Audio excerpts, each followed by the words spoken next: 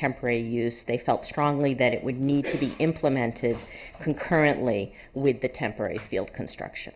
So you couldn't wait to deal with parking till sometime in the future. They requested that we provide information as part of an application to include any project phasing, a description of the field's purpose, its potential users, and schedule of use or planned usage. We had some conversation with them about that generally. And more importantly, they requested that there be a comprehensive parking analysis to evaluate parking utilization in the Civic Center surface parking lot and the parking structure, nearby beach parking lots, nearby on-street parking by time of day and day of week over the proposed use period, and to analyze to what extent the removal of these 600 spaces would impact public access to the beach. So how many of those parkers would relocate to the beach, therefore impacting the beach parking lots potentially. They were interested in understanding how utilization of the current Civic Center would shift use in the downtown to a certain degree, and they wanted us to consider uses in the area as well as the impacts on the timing of decisions made regarding the future repurposing of the Civic Auditorium. And they wanted us to, of course, factor in all alternative modes of transportation, including TDM plans for all uses. And they also wanted to understand the long-term plan for permanent parking.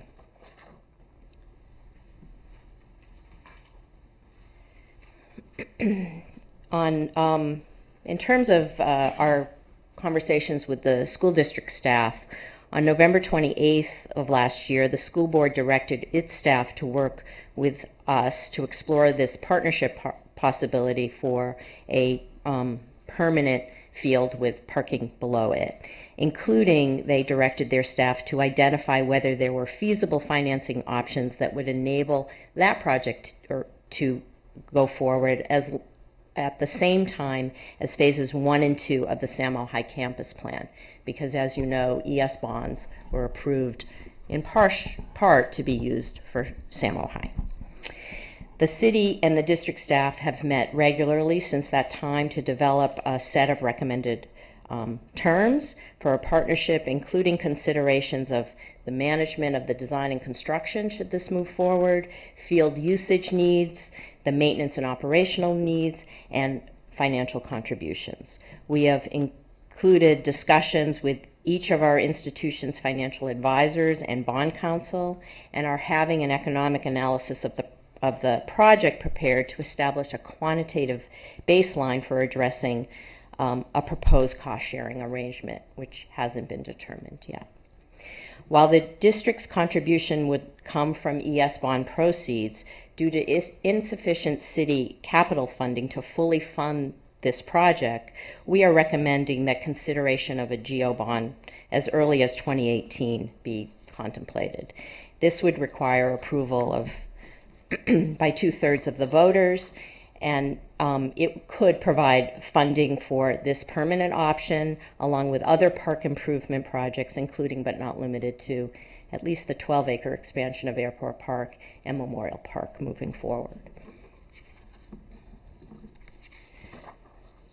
And then lastly, based on your direction, we issued the RFP for design services for the temporary civic field with proposals that were due on November 30th of last year. The RFP requested proposals for 2 scopes of work: a feasibility and concept design phase, which would include preliminary outreach, programming of the site, initial concept design, and construction cost estimate. And then moving forward, a design services phase, which would take the temporary field project all the way through construction documents. We received 9 proposals. They ranged in a total cost for the full package from $165,000 to $531,000. City staff has selected RJM Design Group as the best bidder based on their proposal, their work, product, etc., and references. But given the potential of a permanent solution for this site, we intend to proceed with a contract with RJM just for initial feasibility and concept design at this time. It's in the amount of $47,025, which is within the city manager's authority, and this will allow for the design to move forward while providing flexibility should the scope broaden to a permanent solution with parking below. As part of RJM's work, we will ask them to consider access to the field if it were to have parking below it, so that those considerations will be taken into effect so we don't lose their work should the full project move forward with a permanent solution. So there are risks. Both alternatives have risks.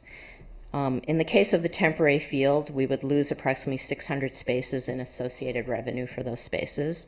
While some parking would likely be able to be absorbed, there'll be impacts on parkers who use the courthouse, Samo High staff, parents, students, city employees, visitors, and maybe most importantly, it would adversely affect the repurposing of the auditorium, or it would slow it down. The permanent solution would likely, in terms of the design, it would likely be completed or very close to being completed before knowing the results of a GO bond measure if we were to be poised to start construction should a GO bond pass, if it were on the ballot in 2018. If the bond measure fails, the funds used to design the project, depending on how far we take the design process, would have been risked. While both options present risks, the permanent solution would be optimal for meeting the needs of current users in the area as well as the future use of the auditorium. So with that, we recommend that Council provide direction on these issues with the intent that we would return in June to present the results of the feasibility concept study, and if necessary, we could request authorization at that time to modify that contract to include the full design phase for the temporary field, if we moved in that direction. We would also report on the progress and terms for the potential partnership with the school district, and ideally at that time request for authorization to enter into an MOU and bring the terms forward to you at that time. So it could be an action item. And we would update you on any further discussions that we would have with the Coastal Commission. That's this report, and we're available to answer your questions. Well, we do have questions. We'll start with Councilmember McEwen.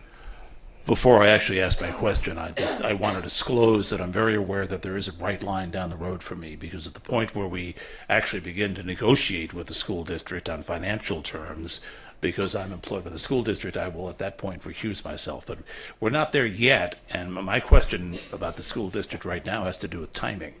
You've been talking with school district staff, and I know that there are some agendized items for the school board to consider, but just like you've engaged this council, it's only by engaging the school board that a decision will be made on whether we're going to work together on this field.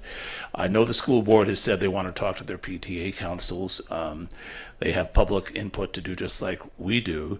How likely is it that they will come to a conclusion by June of 2017, do you think? I have school district personnel here who might be able to answer more directly, but we're working towards that together. So, I don't know. Carrie Upton. Hey, Carrie, how you doing? Let's bring Mr. Upton up to the mic. Welcome, Mr. Upton. Hello, Carrie Upton, Chief Operations Officer for the school district. We believe that we can work through all three of these major steps that need to be done, both the financial, the feasibility, and working through with the contract development. And as we do that, with our direction from our board, the anticipation was we would take all those steps. We will be taking your information from this meeting to our board meeting on Thursday night to get direction from the full board to continue, or to get the direction from the full board. Right. Potentially to continue in the same direction you give direction. You may not be the person who would know this, but certainly we've been hearing a lot from the public about their desire to get this field done. Has the school board been getting that kind of public input as well? Because maybe the members of the public need to know who they need to go talk to. My understanding is members of the school board, particularly those in the facility subdivisions, have been getting a bit of communication from community members. So, Okay. and I imagine that before Thursday night, a lot of them will get a lot more. The public needs to put the heat where the pot is on the burner, is my point. Yes. Okay, thanks.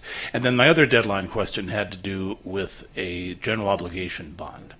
And I have to assume that for most things we're going to put onto a ballot, the deadline to actually place it would be August of the year 2018. But there's quite a bit of work that has to be done before then in terms of ascertaining what's going to be covered, getting some idea of the design, what the costs would be.